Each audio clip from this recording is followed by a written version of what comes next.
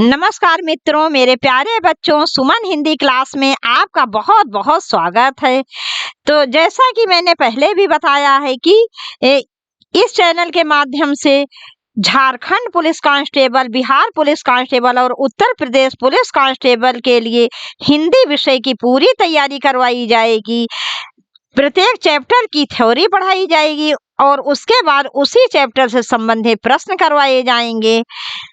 तो यहाँ पर ये वर्णमाला के 10 वीडियो मैं बना चुकी हूँ जिसमें आपको थ्योरी पढ़ाई गई है। अब वर्णमाला के कुछ महत्वपूर्ण प्रश्न लेकर मैं आपके समक्ष उपस्थित हूँ। तो देखते हैं इन महत्वपूर्ण प्रश्नों को। प्रश्न 26, अयोगवाह कहा जाता है। बच्चों, इससे ये वीडियो पार्ट 2 है वर्णमाला का। पार्ट 1 मैं डाल चुकी हूँ। तो 1 से 25 तक के क्वेश्चन उसमें, फिर 26 नंबर से ये क्वेश्चन आपको मिल रहे हैं वर्णमाला चैप्टर से। तो अयोगवाह कहा जाता है, इसके विकल्प देख लेते हैं। का विसर्ग को, खा महाप्राण को, गा संयुक्त व्यंजन को, घा अल्प प्राण को। तो इसका विकल्प का सही है, विसर्ग को। अयोगवाह वर्ण जो होते हैं ये ना स्वर होते हैं ना व्यंजन होते हैं।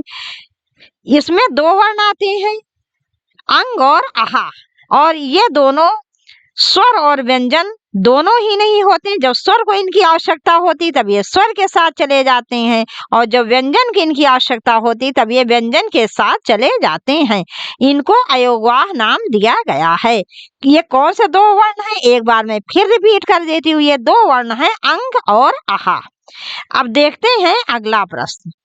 अर्ध स्वर है का, या वा, खा ई उ, गा री ली, घा री शी। इसका घा है री और शा, षटकोण वाला शा। इसका विकल्प का सही है, या वा। ये या और वा क्या है, ये अर्ध स्वर कहे जाते हैं। मतलब ये पूरी तरह व्यंजन नहीं है, ये इसीलिए ये अर्धस्वर के नाम से जाने जाते हैं। इसमें जब हम इसका उच्चारण करते हैं या और वा का, तो जैसे जब जो व्यंजन होते हैं उसमें हमारी जीभ किसी न किसी भाग को पूरी तरह स्पर्श करती है, लेकिन या और वा के उच्चारण में जीभ बिल्कुल थोड़ा सा स्पर्श होता है, इसीलिए हम इसको अर्धस्वर का नाम देते हैं। तो या और वा ये दोनों अर्धस्वर हैं। देखते हैं प्रश्न 28, अयोगवाह कहा जाता है। का महाप्राण को, खा अनुस्वार एवं विसर्ग को, गा संयुक्त व्यंजन को, घा अल्प प्राण को। इसका विकल्प खा सही है, अनुस्वार एवं विसर्ग को। तो बेटा, जैसे स्वर के ऊपर जो बिंदी लगती है वो अनुस्वार है, जैसे अंग क्या है, अनुस्वार है, और विसर्ग किसको कहते हैं, जब बगल में 2 बिंदी लगती है तो उसी को हम विसर्ग कहते हैं। जैसे आह क्या है, छोटे आ के बगल में 2 बिंदी लगी होती है, इसी को हम आहा बोलते हैं। तो ये दोनों अनुस्वार एवं विसर्ग को क्या कहते हैं, हम इसको हम अयोगवाह नाम देते हैं। प्रश्न 29, अड़ा ध्वनि का उच्चारण स्थान है। का नासिक, खा कंठोष्ठ, गा मूर्धन्य, घा कंठ तालब। इसका विकल्प का सही है, नासिक। का, खा, गा, घा, अंगा। तो जो प्रत्येक स्पर्श व्यंजन को जैसे 5 वर्गों में बांटा गया है, जिसको अंतिम वर्ण जो है वो नासिक वर्ण कहलाते हैं, और हम इसे एक और नाम देते हैं, पंचमाक्षर। जैसे का, खा, गा, घा, अंगा। अंगा में जो है ये क्या है, नासिक अंगा है। चा, छा, जा, झा, या, इसमें या है नासिक। टा, ठा, डा, ढा, अणा में अड़ा नासिक है, और ता, था, दा, धा, ना में ना जो है वो नासिक है। पा, फा, बा, भा, मा में मा नासिक है, और ये अणा जो है ये भी नासिक वर्ण है। देखते हैं अगला प्रश्न। श ध्वनि का उच्चारण स्थान होता है। का दंत, खा मूर्धा, गा तालु, घा दंतालु। तो इसका विकल्प गा सही है। श का उच्चारण स्थान होता है तालु। देखो बच्चों, ये श या इसको बड़ा श भी कहते हैं, इसका उच्चारण स्थान है तालु। जो षटकोण वाला श होता है उसका उच्चारण स्थान होता है मूर्धा। तालु से ऊपर वाले भाग को मूर्धा कहते हैं। और जो स होता है छोटा सा, जैसे सुमन हिंदी क्लास में जो सा है छोटा सा, उसका उच्चारण स्थान है दंत या दांत। देखते हैं अगला प्रश्न, प्रश्न 31। शब्द की सबसे छोटी इकाई क्या कहलाती है? का स्वर, खा वर्ण, गा व्यंजन, घा अयोग वा। इसका विकल्प खा सही है। वर्ण। देखो बच्चों, भाषा की सबसे छोटी मौखिक इकाई ध्वनि होती है। इसी ध्वनि को जब हम लिखित रूप दे देते हैं तब ये वर्ण कहलाती है। तो भाषा की सबसे छोटी मौखिक इकाई क्या है? ध्वनि है। और भाषा की सबसे छोटी लिखित इकाई है वर्ण। देखते हैं प्रश्न 32। या, रा, ला, वा किस प्रकार के व्यंजन हैं? का ऊष्म, खा अंतस्थ, गा स्पर्श, घा अयोग वाह। इसका विकल्प खा सही है, अंतस्थ। ये चारों व्यंजन या, रा, ला, वा अंतस्थ व्यंजन के अंतर्गत आते हैं। तो इससे संबंधित और भी प्रश्न आपकी परीक्षा में पूछे जाते हैं। जैसे कभी कभी ये पूछ लिया जाता है कि इसमें से अर्धस्वर क्या है? या और वा अर्धस्वर कहलाती हैं। इल्ला को पार्श्विक व्यंजन कहते हैं। र को लुंठित वर्ण, प्रकंपित या कंपन जात के नाम से जानते हैं। देखते हैं प्रश्न 33। वर्णों के कितने भेद हैं? का 10, खा 7, गा 2, घा 8। इसका विकल्प गा सही है, 2। वर्णों को 2 भागों में बांटा गया है, स्वर और व्यंजन। आगे देखते हैं प्रश्न 34। किस शब्द में तालव्य ध्वनियां हैं? का बाबा, खा मामा, गा फूफा, घा चाचा। इसका विकल्प घा सही है, चाचा। देखो बच्चों, तालव्य ध्वनियां कौन सी हैं? चा, छा, जा, झा, या। और बाबा किस में आएगा? का विकल्प दे लेते हैं, तो ये आएगा ओष्ठ्य में, पा, फा, बा, भा, मा। और फूफा भी ओष्ठ्य में आएगा। और मामा किस में आएगा? ये भी ओष्ठ्य में आएगा। तो चाचा जो है ये तालव्य ध्वनि, इसके अतिरिक्त तीनों विकल्प में ओष्ठ्य ध्वनि है। अब देखते हैं अगला प्रश्न, प्रश्न 35। जिनका उच्चारण स्वतंत्रता से होता है और जो व्यंजन के उच्चारण में सहायक होते हैं उसे कहते हैं। का संज्ञा, खा स्वर, गा व्यंजन, घा विसर्ग। इसका विकल्प खा सही है, स्वर। स्वर स्वतंत्र होते हैं और बिना स्वर की सहायता के किसी भी व्यंजन का उच्चारण नहीं किया जा सकता। इसलिए इस प्रश्न का उत्तर है खा स्वर। देखते हैं प्रश्न 36। ई, चा, छा, जा, झा, या आदि का उच्चारण किससे होता है? का कंठ, खा मूर्धन्य, गा तालव्य, घा ओष्ठ्य। इसका विकल्प गा सही है, तालव्य। ई का उच्चारण स्थान तालु है और चा, छा, जा, झा, या इनका उच्चारण स्थान भी तालु है। बेटा तालु किसे कहते हैं? जो जीभ से सटा हुआ भाग होता है उसी को हम तालु बोलते हैं। अब देखते हैं प्रश्न 37। एक से अधिक वर्णों के मेल को कहते हैं। का अक्षर, खा स्वर, गा व्यंजन, घा अनुस्वार। इसका विकल्प गा सही है, व्यंजन। अब देखते हैं अगला प्रश्न, प्रश्न 38। कौन से शब्द में रा व्यंजन नहीं है? का मात्र, खा मूर्धा, गा क्रम, घा मातृभूम। इसका विकल्प घा सही है, मातृभूमि।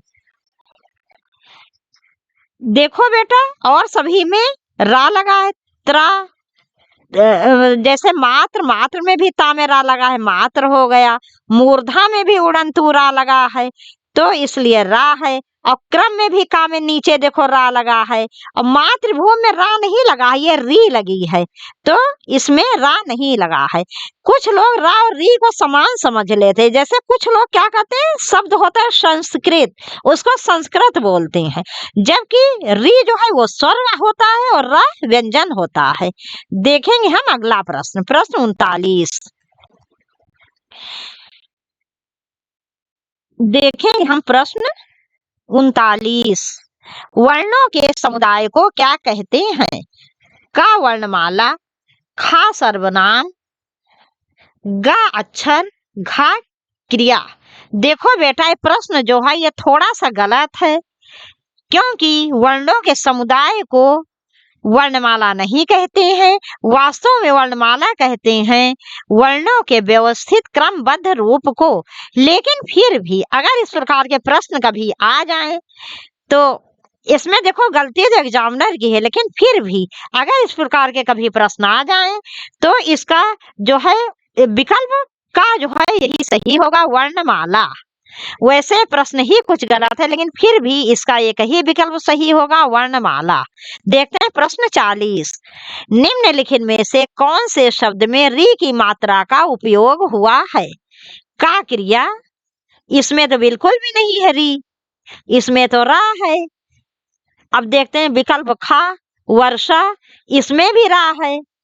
अब देखते हैं गा, इसमें तो साफ साफ रा है, तो आपका विकल्प घा सही होगा, वृष्टि। वृष्टि में री लगा है नीचे, ना कि रा है। अब देखेंगे प्रश्न 41। निम्न में से दंत ध्वनि है? का खा, खा में चा है, गा में ला है और घा में फा है, तो इसका विकल्प गा सही है, ला। इसकी ध्वनि जो ला जो है वो दंत ध्वनि है, इसका उच्चारण स्थान दंत है। और विकल्प भी देख लो, खा का उच्चारण स्थान क्या है, कंठ है, चा का उच्चारण स्थान तालु है, फा का उच्चारण स्थान ओष्ठ्य है। अब देखेंगे प्रश्न 42। निम्न में से कौन सा वर्ण अघोष है? काचा, खाजा, गा, छा, घा, डा। इसका विकल्प का सही है, चा। देखो बेटा, स्पर्श व्यंजन जो होते हैं इनकी संख्या 25 है, इनको 5 वर्गों में बांटा गया है, और प्रत्येक स्पर्श व्यंजन का पहला और दूसरा वर्ण अघोष होता है, और तीसरा चौथा पांचवा वर्ण घोष या सघोष होता है। तो चा छा, चा सबसे पहला वर्ण है, चा छा, इसलिए चा जो है ये अघोष वर्ण है। अब देखेंगे प्रश्न 43। निम्न में तालव्य ध्वनि है? काटा, खापा, गाशा, घा का। इसका विकल्प गा सही है, शा। देखेंगे प्रश्न 44। निम्न में से कौन सा वर्ग अघोष है? का, खा, गा, गा, घा, जा। तो बेटा इसका विकल्प का सही है। देखो, जैसा मैंने अभी पहले बताया था कि प्रत्येक स्पर्श व्यंजन के पहले और दूसरे वर्ण अघोष होते हैं, तो का खा सबसे पहले आता है, का पहले स्थान पर आता है, खा दूसरे स्थान पर आता है, तो का खा क्या हो जाएगा, घोष हो जाएगा। और गा, घा, अंगा तीसरा चौथा पांचवा वर्ण घोष या सघोष होता है। अब देखेंगे प्रश्न 45। जिह्वा के आधार पर स्वर कितने प्रकार के होते हैं? पहला है का 2, खा 3, गा 4, घा 6। इसका विकल्प खा सही है, 3। जिह्वा के आधार पर स्वरों को 3 भागों में बांटा गया है, अग्र स्वर, मध्य स्वर और पश्च स्वर। अब देखेंगे प्रश्न 46। हिंदी में ध्वनियां कितने प्रकार की होती हैं? तो हिंदी में ध्वनियां, इसका देखें पहला विकल्प क्या है, का 2, खा 4, गा 6, घा 8। इसका विकल्प का सही है, 2। तो हिंदी में ध्वनियां 2 प्रकार की होती हैं, स्वर और व्यंजन। अब देखेंगे प्रश्न 47। मात्रा के आधार पर स्वर कितने प्रकार के होते हैं? का 2, खा 3, गा 4, घा 5। इसका विकल्प खा सही है, 3। देखो बेटा, स्वरों को दो भागों में बांटा जाता है, मात्रा के आधार पर और उत्पत्ति के आधार पर। तो मात्रा के आधार पर स्वर को तीन भागों में बांटा जाता है। ह्रस्व स्वर एक मात्रिक, दीर्घ स्वर द्विमात्रिक और प्लुत स्वर त्रिमात्रिक। ह्रस्व स्वर क्या होते हैं? जिसमें सिर्फ एक मात्रा का समय लगता है। इसमें चार स्वर आते हैं, आ, ई, उ, री। माने छोटा आ, छोटा ई, छोटा उ और री। दीर्घ स्वर के ये होते हैं द्विमात्रिक, दो मात्रा का समय लगता है। कहने का अर्थ ये है कि ह्रस्व स्वर से दुगना समय लगता है। इसमें सात स्वर आएंगे, आ, ई, उ, ए, ऐ, ओ, औ। इस प्रकार से बड़ा आ, बड़ी ई, बड़ा उ, ए, ऐ, ओ, औ, सात स्वर आते हैं इसमें। फिर प्लुत में क्या आता है? जैसे समझ लो कि आप आ को तीन कर दो, आ तीन। या इसमें सबसे ज्यादा हिंदी में जो प्रयोग किया जाता है वो है ओ, या कभी कभी किसी को संबोधन करने में भी इसका प्रयोग किया जाता है। वैसे प्लुत स्वर का प्रयोग संस्कृत में बहुत अधिक होता है, आपकी हिंदी में बहुत कम होता है। लेकिन फिर भी यदि आपसे प्रश्न पूछा जाए कि मात्रा के आधार पर स्वर के कितने प्रकार होते हैं, तो आप तीन ही लिखोगे, ह्रस्व स्वर, दीर्घ स्वर और प्लुत स्वर। यदि आपने कहीं दो लिख दिया तो आपका प्रश्न गलत हो जाएगा। अब देखेंगे प्रश्न 48। जिनका उच्चारण ऊपर के दांतों पर जीभ लगाने से होता है उसे क्या कहते हैं? का मूर्धन्य, खा कंठ, गा दंत, घा अनुनासिक। इसका विकल्प गा सही है, दंत। प्रश्न 49। निम्नलिखित में से ऊष्म व्यंजन कौन से हैं? का, चा, छा, जा, खा, शा, शा, सा, गा, आ, बा, सा, घा, या, रा, ला। इसका विकल्प खा सही है, शा, शा, सा। तो बच्चों, ऊष्म व्यंजन या ऊष्म संघर्षी व्यंजन में कौन कौन से वर्ण आते हैं? शा, शा, सा और एक और भी आता है इसमें, हा। तो इस प्रकार से चार व्यंजन आते हैं। इन्हें ऊष्म व्यंजन इसलिए कहते हैं क्योंकि इनके बोलने में इतना अधिक परिश्रम करना पड़ता है कि हमारी श्वास वायु जो है वो ऊष्म अर्थात गर्म हो जाती है, इसीलिए हम इसे ऊष्म व्यंजन कहते हैं। अब देखेंगे प्रश्न 50 तथा अंतिम प्रश्न। निम्न में से संयुक्त व्यंजन कौन सा नहीं है? बच्चों, नहीं है दिया गया है, और नहीं भी आप लोग विशेष ध्यान दिया करो, क्यों ये नहीं जो है ना, ये हमारे बहुत से प्रश्न गलत करवा देता है। का, त्रा, खा, या, गा, छा, घा, ज्ञा। तो ये जो त्रा क्या होता है, जैसे छा, त्रा, ज्ञा, श्रा, ये चार व्यंजन जो होते हैं इन्हें हम संयुक्त व्यंजन के नाम से जानते हैं। जैसे कि छा का प्लस शा के योग से बनता है, का आधा रहेगा और मूर्धन्य शा रहेगा। फिर उसके बाद जो है तो ये तो हो गया संयुक्त व्यंजन। त्रा, ता आधा रहेगा और रा रहेगा, ता प्लस रा के योग से बनेगा त्रा। फिर ज्ञा, जा आधा और या पूरा, तो जा प्लस या के योग से बनेगा। फिर श्रा कैसे बनता है? शा, बड़ा शा प्लस रा के योग से, तो ये भी संयुक्त व्यंजन है। तो या का उत्तर होगा इसमें खा। ये या जो है या संयुक्त व्यंजन नहीं है, ये अंतस्थ व्यंजन है। तो बच्चों, अब यहीं पर ये वीडियो समाप्त कर रहे हैं। मुझे पूरा विश्वास है आपको सारे प्रश्न अच्छी तरह समझ में आएंगे। फिर भी अगर किसी भी प्रश्न में जरा सा भी यदि आपको कंफ्यूजन होता है, तो अगर कोई भी प्रॉब्लम होती है तो आप कमेंट्स के द्वारा आप मुझसे पूछ सकते हैं।